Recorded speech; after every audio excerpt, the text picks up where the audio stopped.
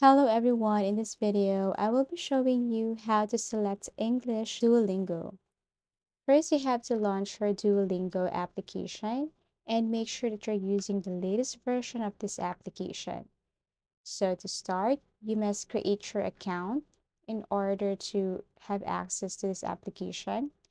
This is the home page, and on the top left corner, you can see there a flag symbol. All you have to do is to tap that one. So once you tap that, you can see options or any languages you want to learn. You have to tap course and then select here. Okay, if you want English, click this one and then click continue. But for English speakers, you can also click or select any language here. Let's just say if you want to try this one Spanish, select any of this option, then click continue. Okay, then get ready for Unit 1 lesson. Wait as it is loading, so it will take a few seconds only.